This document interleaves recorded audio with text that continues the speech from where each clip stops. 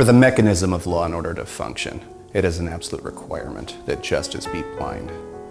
But often very little is said of the human beings who toil in the final work of this sacred process. In front of us, a small sample of so-called justice. A single space heater shivers in the corner. Perhaps its spirit has gone on holiday. This leaves us with the icy disposition of 12 strangers, and their job is deceptively simple. To come to grips with the fact that while it is very cold in here, the fate of the man whose life rests in their hands may be much colder. On the table, the fate of one Craig Jones, homicide and armed robbery. His alibi, the thing he tells us. He was caring for his sick grandmother.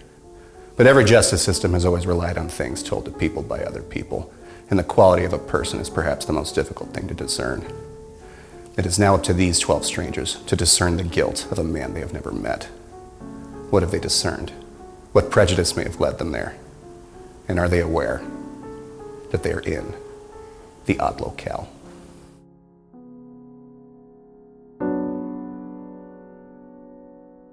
I think we should start with a vote. Isn't that rushing things a bit?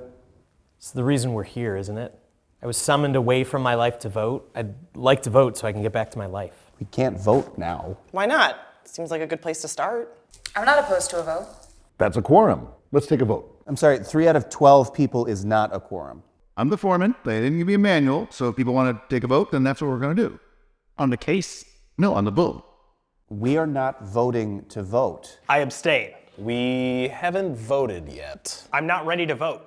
Who is ready to vote? Who is opposed to voting? I abstain. Everybody needs to agree. Only on the verdict. We're just deciding whether we want to vote on how we view the case. That only requires a simple majority. Great. The ayes have it. We vote. Oh, I didn't realize you were the foreman. And I didn't know you wanted to waste everyone's time on procedural bullshit. The ayes have it. All those who believe he is not guilty. All those who believe he's guilty. That's 10 votes not guilty, 1 vote guilty, and 1 vote. I abstain. You've got to be kidding me. Take it easy, pal. It's just a vote. That's right. We're not passing a sentence here, just getting a feel for the room. Well, what do we do now? I suppose we ask the person who came up with guilty to explain. I don't have to explain a goddamn thing. Actually, you do. We all think he's not guilty. You say he's guilty. You're the odd one out. And sooner or later, we'll all have to agree. It is your responsibility to explain yourself. If anything, you should be convincing me why he's not guilty.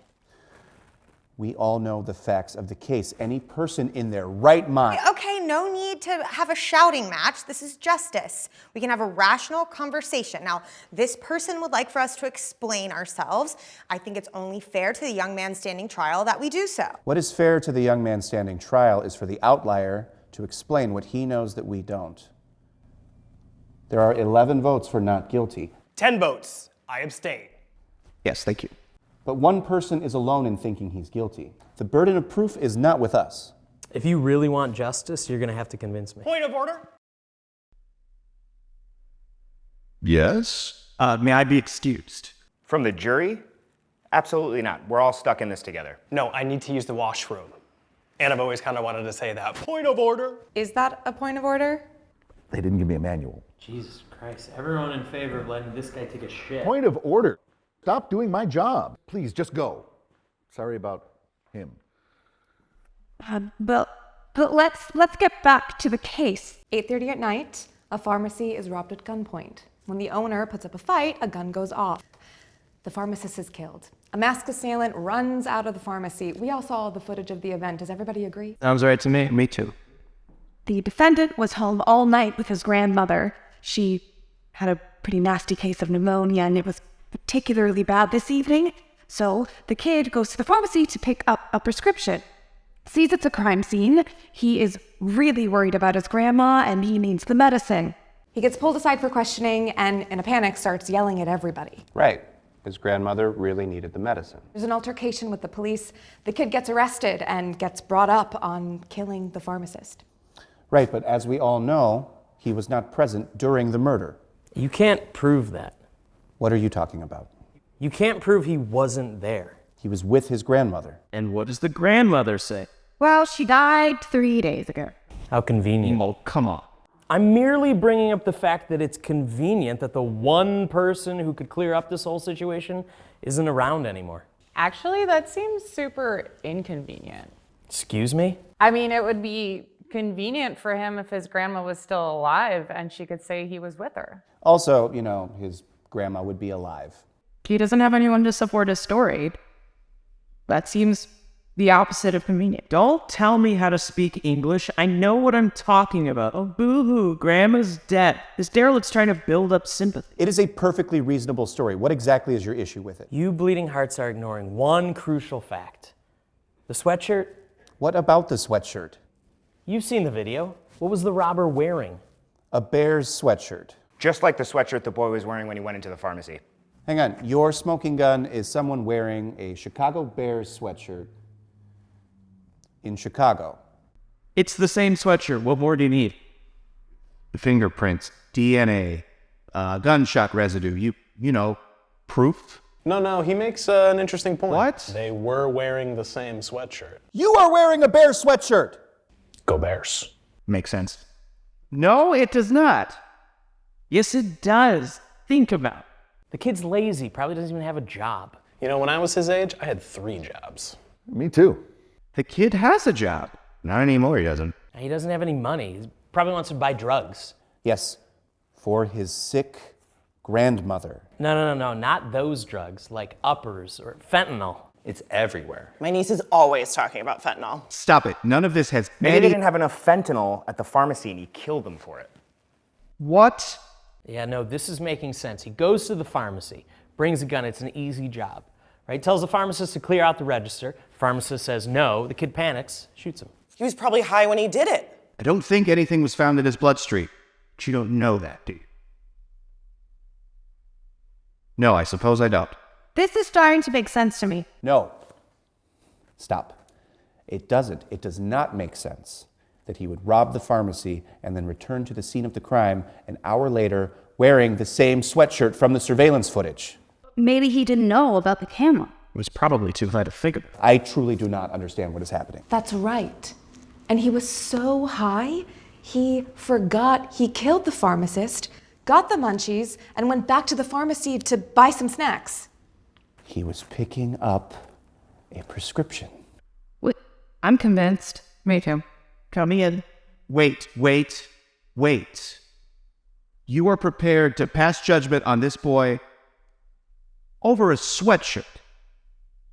He just lost his grandmother.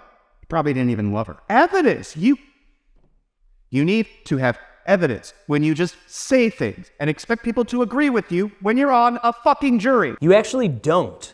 We have to decide the case. That's all we have to do. The rest is just noise. I know people. This makes sense. You cannot just ignore the facts. I don't need facts. This case doesn't need facts. It needs us to think about it, to trust our gut. Speaking for myself, I've been trusting my gut my whole life. This isn't something you can quantify. You can't assign everything a value. This is about how it feels, and you have to listen to that feeling. Otherwise, what do we have? I think we should have another vote. Wonderful. Let's take a vote. All those in favor of voting? No. We skip the vote to vote. We vote on where we stand on the case. Let's get it out in the open. I do not believe this. This is not why we are here. We are meant to be impartial judges for this boy's life. Scared to be wrong? I'm scared of your confidence. I know that you're an idiot, and I'm terrified of what happens when those two things get together. Okay, let's just keep it civil. We're just 12 regular people having a rational conversation. No need to call anyone names. Yeah, it's okay to be scared. You're right. It's actually very important to be scared, because if you're scared, then you still have some hope that the terrible thing will not come to pass. We all need to agree. Everybody needs to vote guilty to pass the sentence. Everyone will. You're wrong. I will not. Please wait till the official vote. No, stop. It is important that I say this. Ever since he started talking, we have said less and less about the facts of this case in favor of this man's feelings. And his feelings have infected your feelings. We can do it that way if you have to. But we are here to seek the truth. What happens next in this person's life is up to us and nobody else. So my hope is that you remember what you knew before all this madness began. I know that you will vote not guilty. And what if you're wrong? I'm not. But what if you are?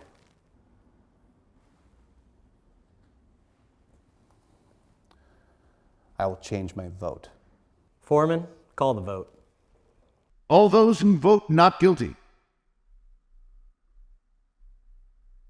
All those who vote guilty. By my count, you're the one who's all alone now. Unbelievable. And you know what you said. This is a joke. You said you'd change your vote. You did. We all heard it. You can't go back on your word. Without your word, what do we have? That's right. What do we have? You've all lost your minds. Fine. Guilty. It doesn't matter anyway. By unanimous vote, the boy is found guilty of the crime. What do you mean? Oh, shit. What's going on? We all voted to find the boy guilty. What do you say? I abstain. Cut it with the bullshit. There's no option not to participate. You have to pick a fucking side and pick the right one. Now. The trial hasn't started yet. We are the trial. We decide. Vote. No, the trial hasn't started yet. We're just 12 people sitting in a room talking about what we saw on TV or read in the news. That's not a trial. Okay? Anyone can just sit in a room and talk about what they've heard. I will listen to all the arguments, and then I will submit my vote. Until then, I abstain. All right, guys, how's it going? He abstains. Is there a manual? I don't think it's going very well so far. Right. Okay. Leave your shit here. Leave your phones on the table. I'm tired of this. Okay, you guys are sworn members of a jury. That means you listen to the facts presented in the proceedings, and you don't listen to anyone on the outside of this trial, okay? You're gonna hear from the prosecution, and then you're gonna hear from the defense, and that's it. Bada bing, bada boom, you're done. This is gonna take forever. I don't have forever. How long does this usually take? Days, weeks, months. If you keep talking to me, it's gonna take a lot longer. Go. Between you and me, I think this one's gonna go pretty quickly.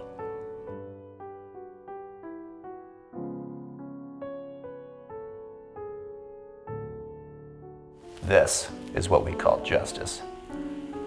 No matter how well we may attempt to design it, this is often how it looks.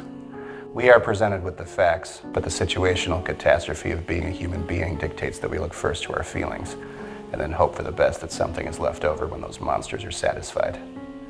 Guilt, innocence, perhaps the facts, if they happen to be convenient. Everything is on the table, especially when that table is found in the odd locale.